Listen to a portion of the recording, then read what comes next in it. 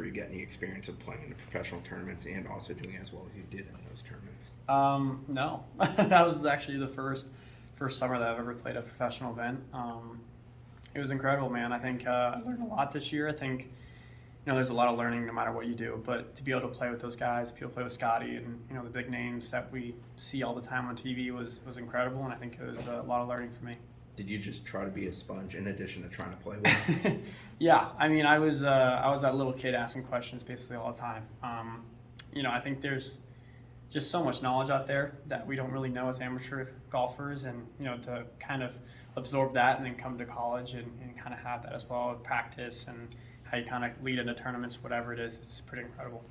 I know you said you wanted to come back here to win a national championship, but when you're getting top tens and you're doing so well on tour, do you have a second thought, like, I could really go do this right now? No. I've been wanting to win a national championship, and that's my number one goal with this team. And I think all these guys are incredible. I think we're kind of underlooked a little bit sometimes, and I think this year is going to be an amazing year. Was there anyone on tour or out there that kind of made you feel comfortable? Like, I know Ludwig Oberg plays out here, probably got some other FSU guys. Like, was there anyone you had already knew? Yeah, a couple guys, like Vincent Norman, a couple dudes like that. But it was actually really welcoming. All the guys were super sweet. It was just cool. We'd play practice rounds with Gary Woodland and those guys, and they're all kind of just busting a few jokes with me and all that kind of stuff. But it was hilarious. It was fun.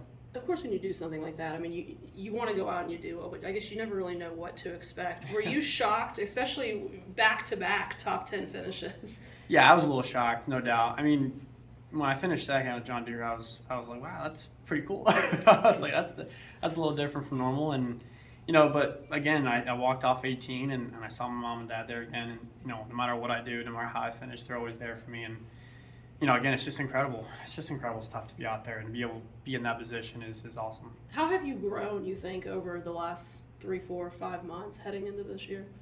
A lot. Yeah, just realizing that, golf is just a game. I think a lot of people kind of look at it as their life, and, I try to minimize it as much as I can and realize that it is just golf.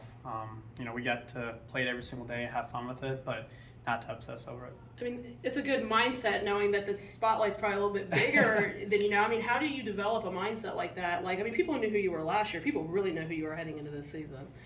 It's the man above. I think he's been guiding me every single step of the way, and it's something that I try to keep my faith towards as much as I can and keep my feet grounded.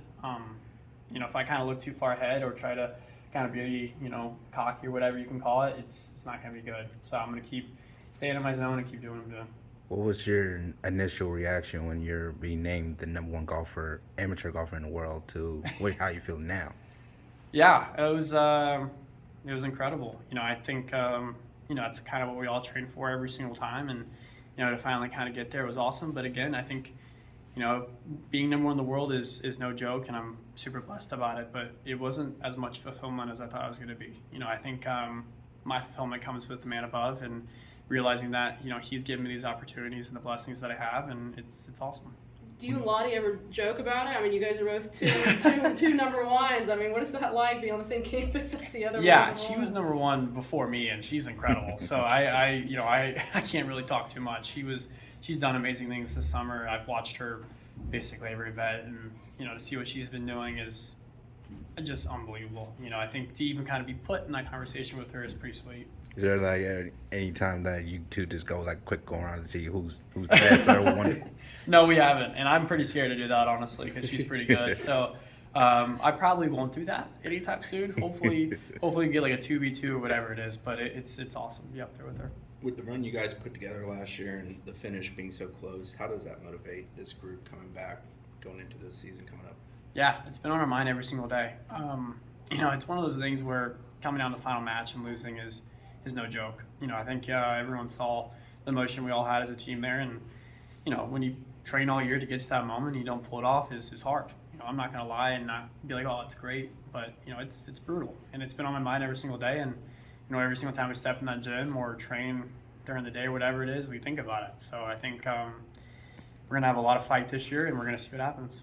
I presume there's also positives you take from it too, though, from the experience itself. Yeah, positive that we're going to train as hard as we can. That's basically about the best way I can put it. What does a day look like? I mean, you mentioned the gym. We think about going out on the golf course, or hitting buckets of balls and Yeah. on the putting green, but What does a day look like for you as an athlete and as a student too? Well, I was up around 5:30 this morning and worked out with the team. Ice bath recovery right after class, and then right after class you get here, you practice all day, you get back, you eat more food, and you sleep, and you do it again. So it's one of those things where it's kind of a repeating process, and I love the process of the game of golf, and every single one of these guys do as well. So it's pretty cool. This course you guys play day in, day out is really hard. How much does that kind of help prepare you and get ready for even the tour courses you played? Yeah, no doubt. I just talked about that. I said this golf course is incredibly hard. The greens are brutal out here, no joke, and they're fast, firm, and they're in good condition basically all year round. Playing the U.S. Open, and I was out there and I was like, man, this is pretty close to the same thing, the greens wise, and realizing that I have been in these kind of situations before. It's pretty cool. Thank you, Luke. Sweet. Thank No you. worries. Thanks, man.